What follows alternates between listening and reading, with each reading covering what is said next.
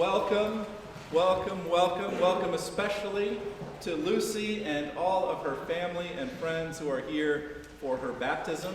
It's an unusual but a wonderful day for a baptism, especially given our gospel today, because as James and Kate know, a baby changes everything, right?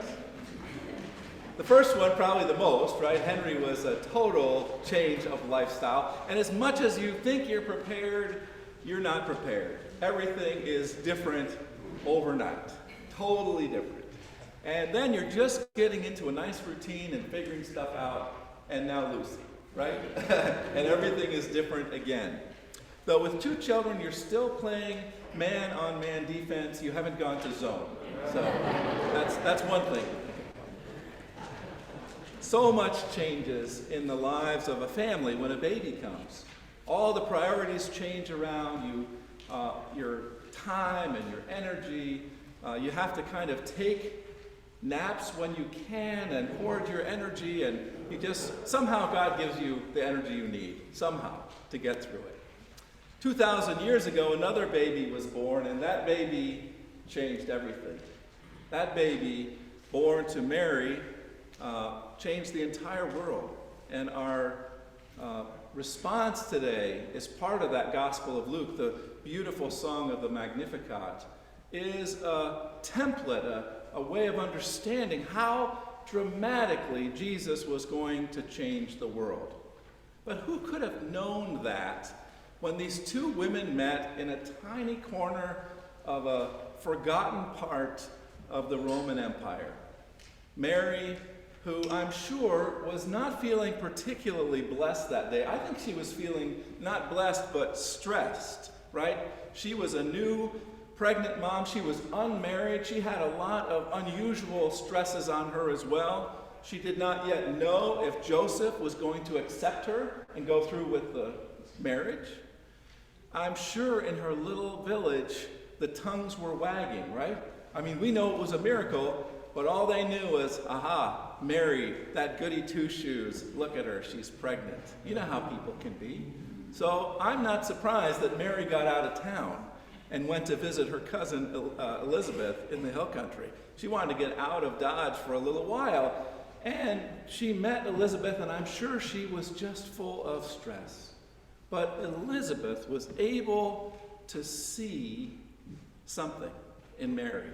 As soon as she saw Mary, John the Baptist leapt for joy in Elizabeth's womb. Isn't that a beautiful image? He couldn't wait to come out and start telling the good news about God's salvation. Couldn't wait to share how exciting this was. And Elizabeth herself says those beautiful words, "Hail Mary, full of grace, the Lord is with thee. Blessed art thou amongst women, and blessed is the fruit of thy womb, Jesus." A prayer that has been said so many times, prayed and prayed and prayed by Christians throughout the world for all these 2,000 years. Somehow Elizabeth could see the blessed. That is our challenge, I think, too.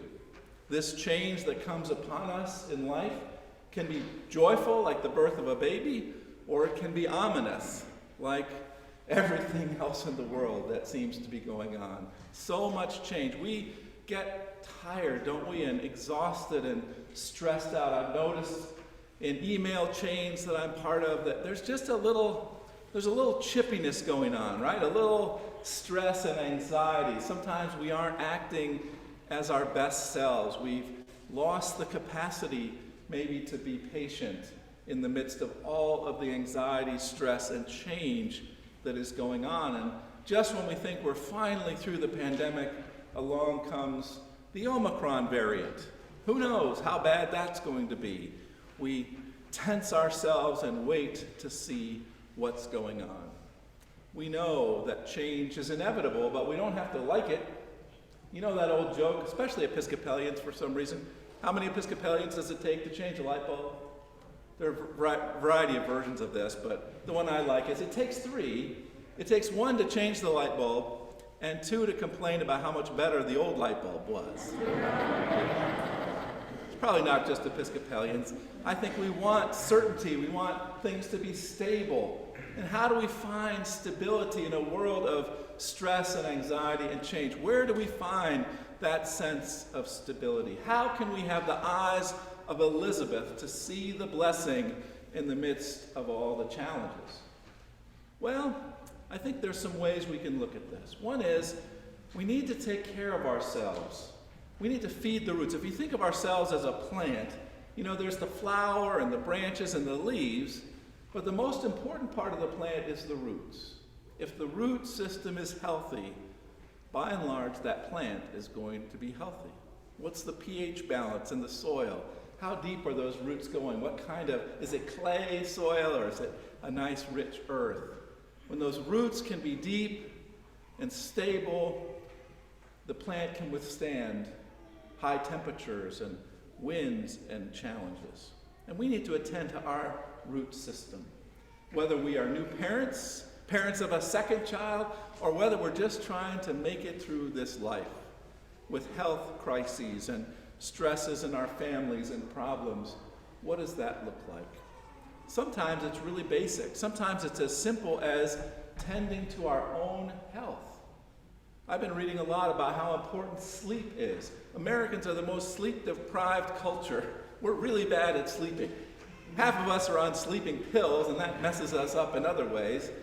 We're insomniacs. We can't get to sleep. We wake up early. A good night's sleep, finding ways to calm ourselves down and to sleep well is hugely important. Eating well. Now, I'm failing at this right now because I have 3,000 delicious Christmas cookies at home of one kind or another. They all have butter and sugar and all my favorite things. So I just got to confess, eating healthy is not my, I'm trying, but I have to wait for another week. And then exercise, just going out for a walk or finding ways to move our bodies and to gain, again, a sense of stability and peace. And then there's emotional and spiritual root tending as well. To nourish and nurture the relationships that matter. The relationship with God. How are we doing with taking time for prayer, for stillness? How are we doing with connecting or reconnecting with the key people in our lives, with our family and friends? Christmas cards for me are a really important exercise. I resent the heck out of it because it's just one more task to do in this crazy busy season. But I've been trying to just think over the list of people and just take a minute to pray for all the people on my Christmas card list, many of whom I haven't spoken to in years, but who are precious to me.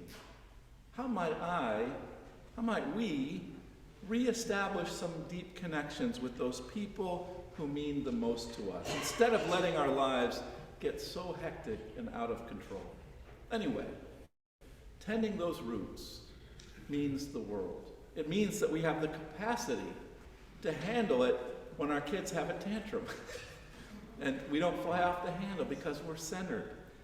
It helps us when we're dealing with the pandemic or with a tough thing at work or in our families. We have some margin, some capacity, some ability to see the blessing. Because that's what it's about. It's about seeing God's presence in the right here and now. Not some far off time when we finally get our act together, but experiencing God right now, in this moment.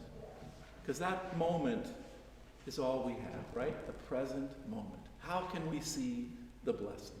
So I invite us this week as we prepare for Christmas with all the hectic stuff going on, to celebrate the real essence for me of Christmas, which is that coming of Christ into the world and into our lives. How can we open our eyes to see the blessing?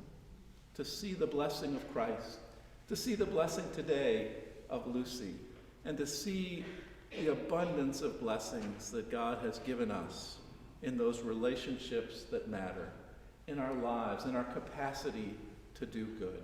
There's so much good in the midst of challenge. I want to end with just two quick examples of how I saw that this weekend at St. Philip's.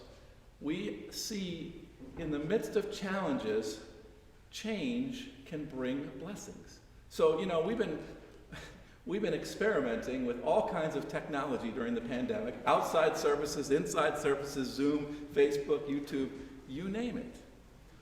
I wondered, when we started coming back to church, would we still have a congregation, or would people have just scattered to the four winds?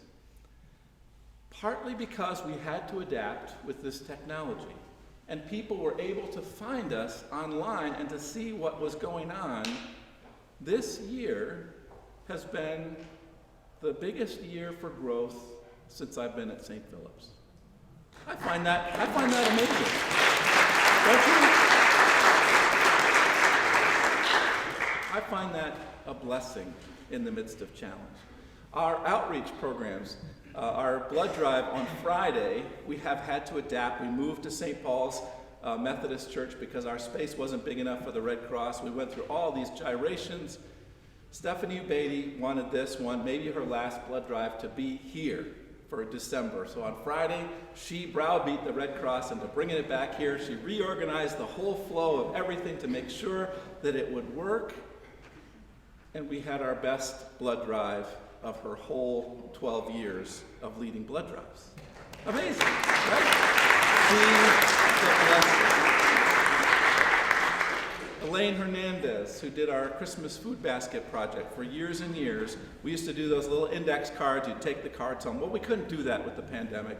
We moved that all online, and it went as smoothly as it ever has. So anyway, seeing the blessing. That's what I invite us to do this week before Christmas.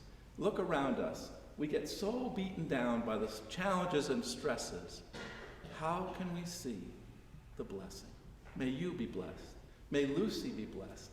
May all of us experience the abundance of God's blessings this Christmas and always. Amen.